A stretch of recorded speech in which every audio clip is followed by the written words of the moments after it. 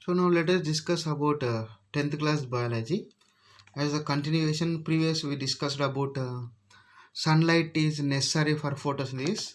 Now let us continue the chlorophyll and photosynthesis. So chlorophyll, it is a green color pigment which is present inside the chloroplast. The chloroplast present in the leaves. So because of chlorophyll pigment, leaves are green color. Total plants is generally green color because of presence of chlorophyll pigment. So now here how the chlorophyll is rela- related with photosynthesis. What is the relationship regarding the chlorophyll and photosynthesis? So photosynthesis, already I gave a definition about photosynthesis. Photo means light, synthesis means prepare. So in the presence of light, uh, plants, the green plants can prepare the food material. So that is photosynthesis. So here one of the scientists, John Ingham House, John Ingham House wanted to find out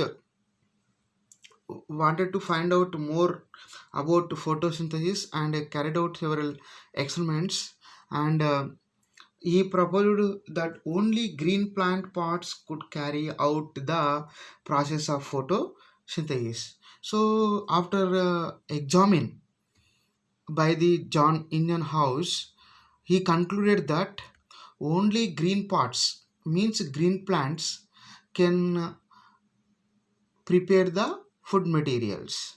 And what about plants having the colored leaves? How is it that new leaves which look dark red in color in several plants turn green?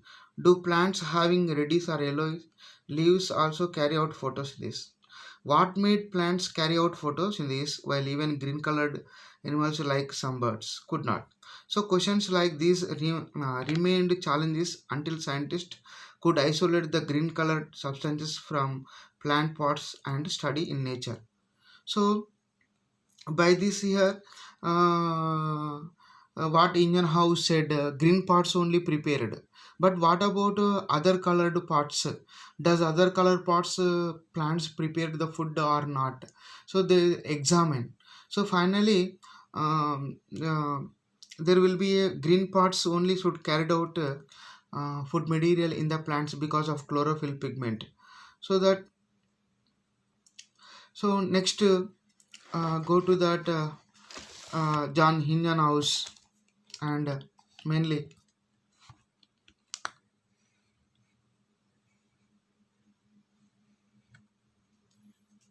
and Hingan house proposition of proposition came after some experiments till the 20th century. So that here scientists also locate the sites of the uh, photosynthesis, and a number of experiments carried out, and finally to isolate the green color part. So around 4 decades, proposition Indian House proposition, scientists could only isolate the green substances to observe its nature and find out whether the photosynthesis could be carried out with it or not. Finally, Indian House, and he separated the green colored part from the plant, and he proved that the green parts only responsible to carry out the photosynthesis because of his separated and done experiments. So that here this had become the possible in the year 1817 due to the work of the two scientists, Pelletier and Cavendish. So both are very important because of they extracted the chlorophyll pigment from the green parts. So who Indian House said that Indian House Indian House said that the green parts carried out photosynthesis. So both of them, who, and here there Pelletier and Cavendish. So uh, they extracted the green colored parts pigment. Both are who is the means Pelletier and Cavendish. So meaning is chlorophyll named the green colored substances and named it a chlorophyll. They separated the green color substance and named it chlorophyll. So chlorophyll means what? Green leaf. So it was also found that the pigments other than green could also aid in the process of photosynthesis by passing on the energy of sunlight trapped by them to chlorophyll. So mainly the chlorophyll pigment, what is the purpose means? It trap the sunlight and prepare the food materials. And here the some of the questions are there, and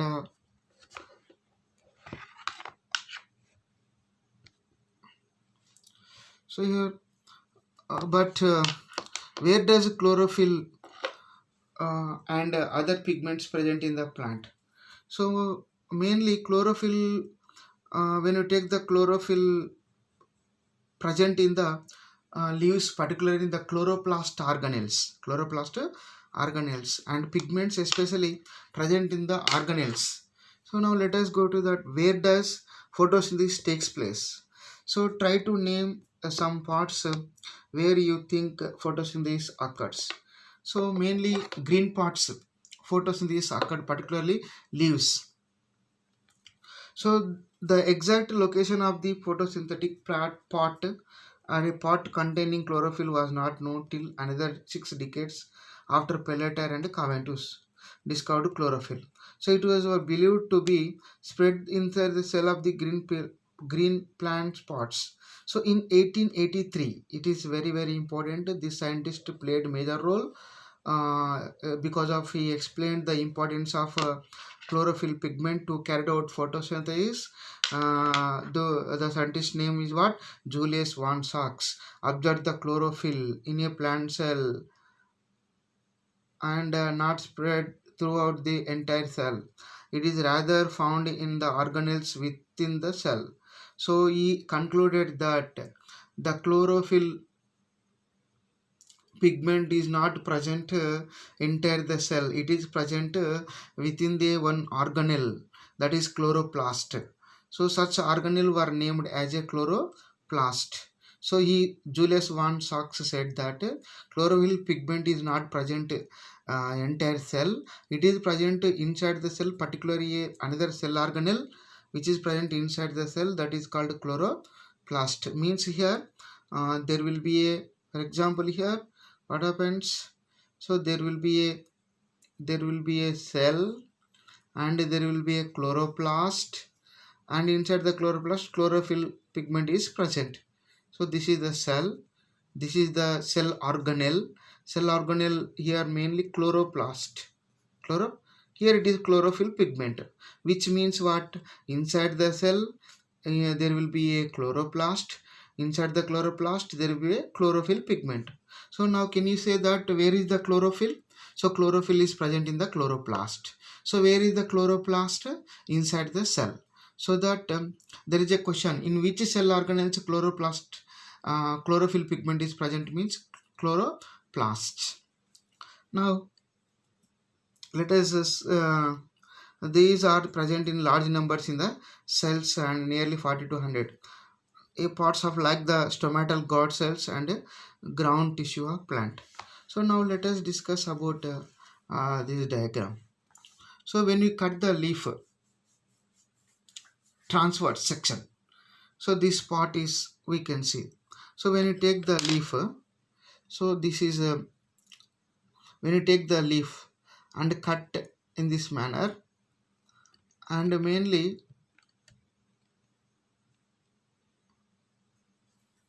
so when we cut this manner, so when we cut this manner the leaf, so this is the upper surface and this is the lower surface, this is the middle part.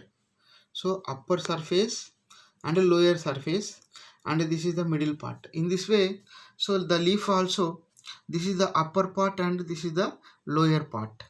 So now the upper part is called upper epidermis, the lower part is called lower epidermis. So between the upper epidermis is also called adaxial surface, this one is called adaxial surface. So adaxial abaxial. So between this place is called mesophyll, upper epidermis and lower epidermis. So between this is called mesophyll. Mesophyll. So mesophyll. So this entire part is called mesophyll. So upper epidermal cells, they are the rectangular in shape. They are arranged tightly. These epidermal cells, they do not have any space in between them. And above the epidermal cells means upper epidermal cells, there will be a thin layer is called cuticle. A thin layer which is present outside the upper epidermis is called what? Cuticle. Cuticle. What should we call? Here cuticle is there. So cuticle is there. So now this is the upper epidermis. Upper epidermis. This is the cuticle. Upper epidermis. Above there is a layer is called what? Cuticle. This is called upper epidermis. So this is called lower epidermis. So have you observed that upper epidermis, is there any special structure? Here there will be a special in between, there will be spaces are there here and here. So these are the pores, means stomata. So here when we compare with the upper epidermis, so in lower epidermis there will be a stomata are there. Stomata, nothing but stomata are the natural openings which are help to the gases exchange and transpiration. So stomata are what? Natural openings which are helpful to the transpiration and gases exchange. For example, carbon dioxide is goes inside, oxygen goes outside, and also water, if it is excessive present in the cells, it goes outside. So in this way, both through the stomata there will be two processes we can say, transpiration and gases exchange. The stomata function. So stomata mainly we can see in where? Lower epidermis. So now let us take between two epidermises, there will be a mesophyll. Already I said, when you take the mesophyll, below the upper epidermis there will be longitudinal cells are there. Longitudinal cells means they are elongated, compactly arranged. So these cells, how they are very elongated, like a cylindrical structures, like a cylindrical. So they are arranged in two rows. This is the one row and this is the another row. So one row and another row. So these are very long, means elongated, means cylindrical structures. So they are arranged in two rows. They are present below the upper epidermis. This is the upper epidermis. Below the upper dermis, which are there, the elongated, compactly arranged cells are called palisade parenchyma. What should we call? Palisade parenchyma. Palisade parenchyma. This row and this row is called palisade parenchyma. So this row and this row is called palisade parenchyma. This one and this one, palisade parenchyma. When you see that inside the cells, there will be dots are there. These dots nothing but chlorophyll pigments. That is chloroplasts. So these are what? Chloroplasts. Green colored pigment parts are called what? Chloroplasts. So they are abundant in nature in this palisade parenchyma. So when we go to that above the lower epidermis, this is the lower epidermis. When you take the above, here these cells are irregular, smaller in size and irregular. They are present, irregular, randomly distributed. So irregular. They have spaces in between. So this space, but here there is no space. Here they are arranged in palisade parenchyma, arranged compactly. These are called spongy parenchyma. Here is there. So these cells are called what? Spongy parenchyma. The spongy parenchyma are arranged loosely, means they have spaces. So one thing you have to remember. So below the upper epidermis polysaid parenchyma. Above the lower epidermis, spongy parenchyma. So two types of parenchyma we can see. This is called what? Polysaid parenchyma. This is called what? Spongy parenchyma. Polysaid parenchyma how arranged? In polysaid parenchyma they are elongated cells and compactly arranged, and they have more chloroplasts. So whereas in spongy parenchyma, these cells are arranged loosely, they have spaces in between, they have less chloroplast inside the cell, so that more photosynthesis takes place in the polysaid parenchyma, less photosynthesis takes place in the spongy parenchyma. So when you see that at the middle of the TS of leaf, means transverse section of the leaf, there is a dark body, we can say this is vascular bundle, VB. This is called vascular bundle, which is surrounded by a bundle sheath. So inside there will be two cells, you can say dark cells, light cells. So dark cells are called xylem. Dark cells are called what? Xylem cells. The light stained cells are called what here? Phloem. So in this vascular bundle, two kinds of tissues we can see, xylem and phloem. Already you know that in this vascular bundle, xylem and phloem is there. The xylem function is what? The xylem function means the conduction of water from roots to upper parts of the plant body. The phloem function means to transport of the food material from leaves to other parts of the plant body. So this is the transfer section of the leaf. It is very very important in examination level for drawing purposes also. Once you have a glance, the TS of leaf or the transection of leaf consists of three major parts: upper epidermis, lower epidermis, and mesophyll. So upper epidermis surrounded by a layer is called cuticle. Lower epidermis also have a layer is called cuticle. So below the upper epidermis, and there will be elongated cells are called polysaid parenchyma.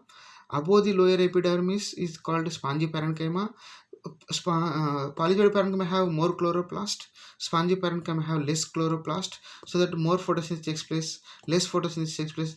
Whereas in lower epidermis, in between a special pores, we can see holes. These holes or pores are called stomata. Stomata helps to gases exchange and transpiration. So this is about TS of leaf.